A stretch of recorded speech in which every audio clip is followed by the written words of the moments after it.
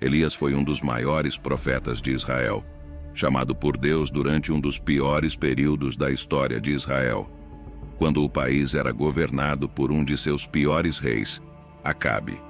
Elias era um tisbita de Gileade, na região da Transjordânia. Apesar de não ter um livro dedicado a ele na Bíblia, sua vida é coberta em mais detalhes do que a de muitos reis. Seu encontro com os profetas de Baal no Monte Carmelo o tornou ainda mais famoso. Enquanto o rei Acabe incorporava o idealismo em um sistema que deveria ser governado pela agenda de Deus, os israelitas estavam sofrendo como resultado da má governança. Por outro lado, Elias representava um tipo diferente de domínio. Ele não tinha conexões com o estabelecimento político ou a família real, o que lhe permitia falar a verdade ao poder terreno sem ser cooptado ou corrompido. Elias era conhecido por sua ousadia ao falar a verdade, independentemente de quem estivesse no comando. Ele representava um reino totalmente diferente, com objetivos muito diferentes. Sua vida foi cheia de aventuras, alcançando o ápice do heroísmo, mas mantendo sempre a humildade no coração. Elias estava prestes a superar todos os outros profetas, pois estava prestes a evitar a morte. Sua partida sem morte o coloca em uma categoria rara de partidas sem morte.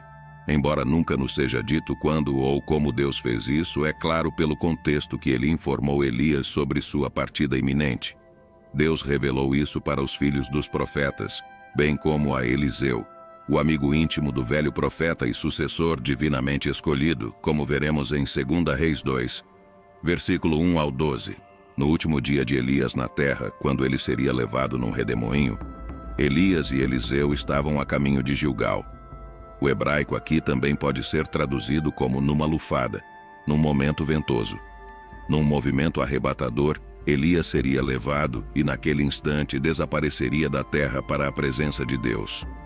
Deus não apenas disse a Elias que isso aconteceria e como aconteceria, mas também lhe disse onde aconteceria.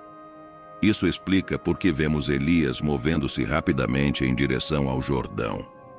Ao ler a narrativa, podemos imaginar a cena se desenrolando como descrito em 2 Reis 2, versículo 2 ao 6. E Elias disse a Eliseu: "Fique aqui, pois o Senhor me enviou a Betel."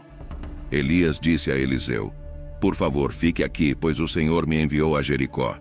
Mas Eliseu respondeu: "Pela vida do Senhor e pela sua alma, eu não te deixarei." Então eles foram a Jericó.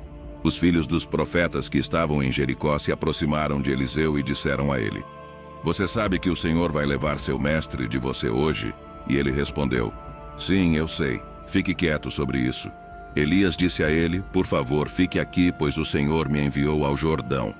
Mas Eliseu disse: "Pela vida do Senhor e pela sua alma, eu não te deixarei." Então os dois seguiram.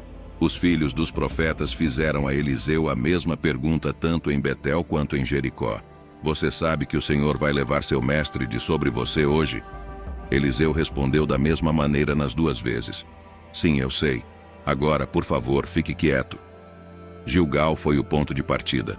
De acordo com Josué 4, Gilgal foi o local do acampamento dos filhos de Israel após atravessarem o Jordão para Canaã.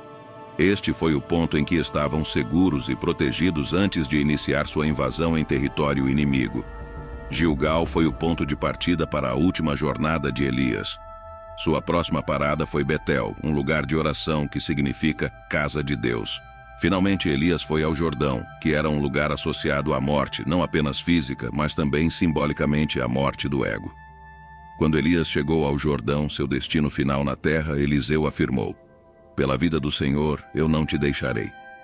Elias tinha tentado distanciar-se de Eliseu desde Gilgal, mas não creio que estivesse tentando se livrar dele. Em vez disso, estava colocando seu companheiro próximo, seu sucessor futuro, à prova. Quando os dois homens pararam no Jordão, a cena mudou abruptamente. Agora vem o evento miraculoso. 2 Reis capítulo 2, versículos 7 ao 10. Também 50 homens dos filhos dos profetas foram e ficaram de pé em frente deles para assistir de longe, e os dois ficaram perto do Jordão. E Elias pegou seu manto de casaco e o enrolou e golpeou as águas, e elas se dividiram desta maneira e daquela para que os dois atravessassem em terra seca. E quando atravessaram, Elias disse a Eliseu: pede o que queres que eu faça por ti antes que eu seja tirado de ti. E Eliseu disse, por favor, que uma porção dobrada do teu espírito esteja sobre mim. Ele disse, pediste uma coisa difícil.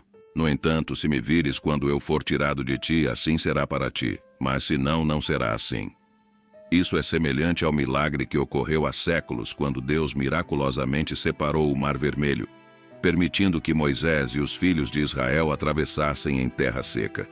Neste caso, as águas do Jordão se separaram, permitindo que Elias e Eliseu atravessassem o rio em terra seca. Então Elias se vira para seu amigo e pergunta, o que posso fazer por ti antes de ir, antes que o Senhor me tire desta terra? 2 Reis 2:11.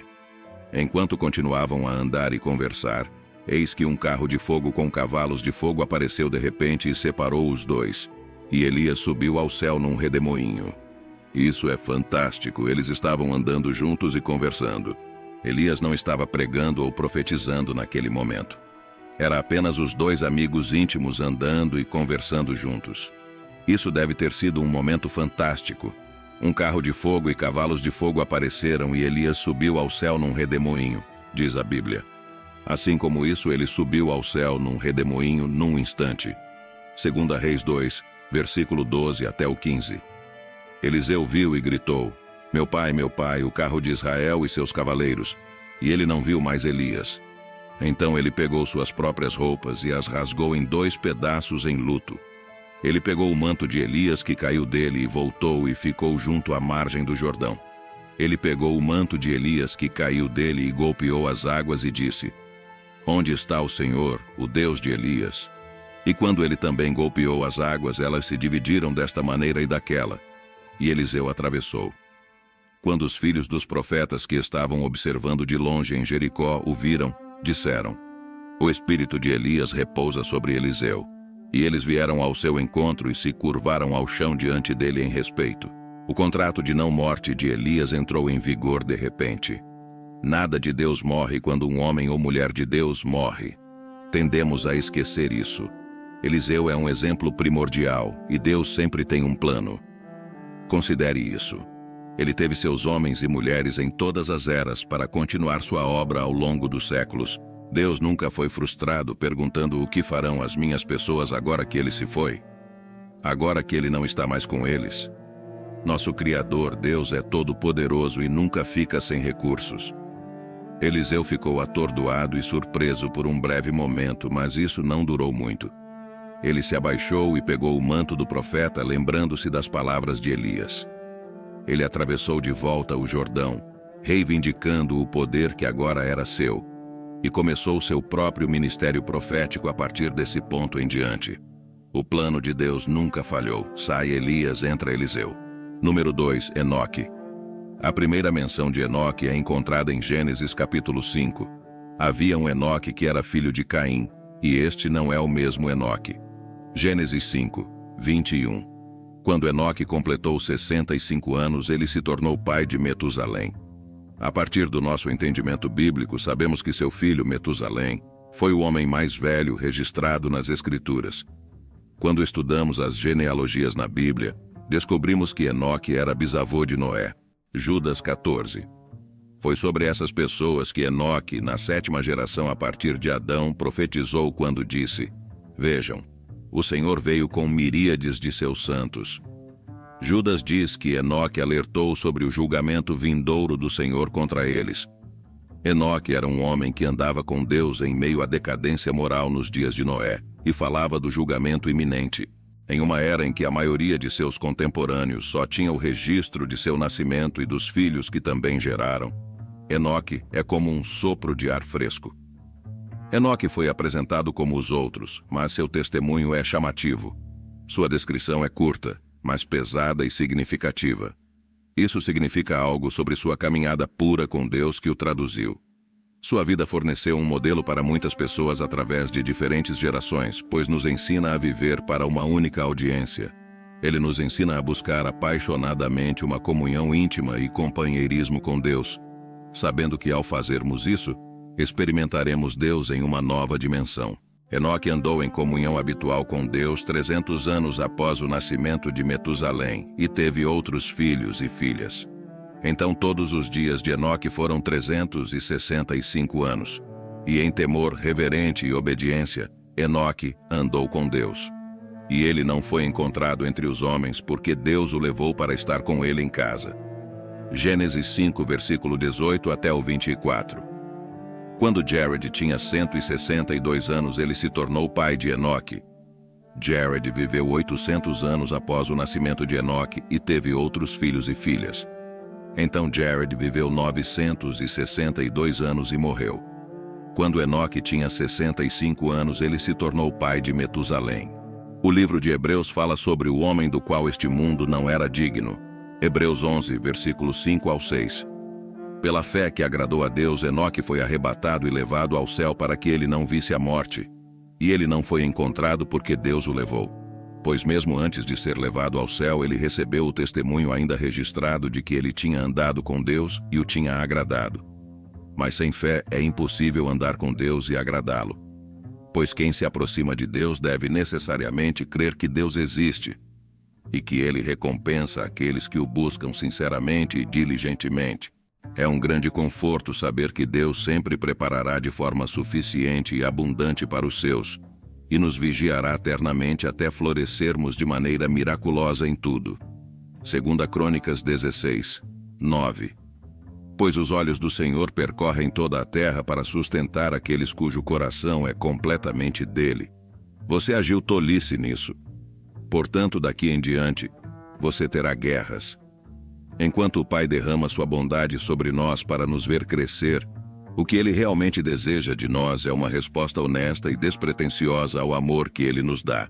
Mas está chegando a hora, e já chegou, em que os verdadeiros adoradores adorarão o Pai e o Espírito de todo o coração e do íntimo da alma. E em verdade, pois o Pai procura tais pessoas para serem seus adoradores. Deus é Espírito, a fonte da vida ainda invisível para a humanidade. E aqueles que o adoram devem adorar em espírito e em verdade. João 4, versículo 23 ao 24. Deus está sempre procurando sementes fiéis e leais que viverão suas vidas completamente para Ele.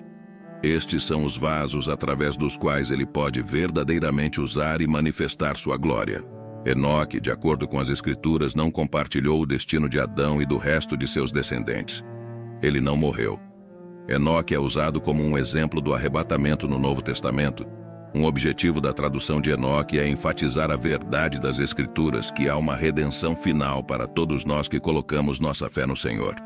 Embora a grande maioria dos crentes vá passar pela morte física, o exemplo de Enoque dá para os crentes esperança de que eles triunfarão sobre a morte no final. Número 3. Cristãos nos tempos finais. Agora estamos entrando na profecia registrada. Esta é uma que ainda está por vir, como está escrito. Embora muitos de nós, se não todos nós, pois não sabemos o tempo exato em que Jesus voltará, experimentarão as dores da morte, os cristãos nos tempos finais experimentarão um arrebatamento. Também é importante observar que em 1 Tessalonicenses 4, versículo 13 ao 18, tanto os cristãos que morreram anteriormente quanto aqueles ainda vivos participarão deste evento juntos. 1 Tessalonicenses 4, versículo 13 ao 18. Agora não queremos que você, crentes desinformados sobre aqueles que estão dormindo na morte, para que você não fique triste por eles, e outros não têm esperança além desta vida presente. Pois se cremos que Jesus morreu e ressuscitou como de fato aconteceu, assim também Deus, da mesma maneira, ao ressuscitá-los dos mortos, trará consigo aqueles crentes que adormeceram em Jesus. Porque dizemos isso a você pela própria palavra do Senhor, que nós que ainda estamos vivos e permanecemos até a vinda do Senhor de maneira alguma precederemos a sua presença. Aqueles crentes que adormeceram na morte, pois o próprio Senhor descerá dos céus com um grito de comando, com sua voz de arcanjo, e com o toque da trombeta de Deus, e os mortos em Cristo ressuscitarão primeiro. Então nós, que estamos vivos e permanecemos na terra, seremos simultaneamente arrebatados juntamente com eles, os ressuscitados nas nuvens para encontrar o Senhor no ar. E assim estaremos sempre com o Senhor. Portanto, consolem-se e encorajem-se uns e outros com estas palavras sobre nossa reunião com os crentes que morreram. Então, em qualquer caso, vamos experimentar o arrebatamento. Durante esse tempo, como Enoque, os cristãos serão arrebatados ao ar. Portanto, uma das razões para a tradução de Enoque é que ele prefigura toda uma geração de crentes que não provará a morte,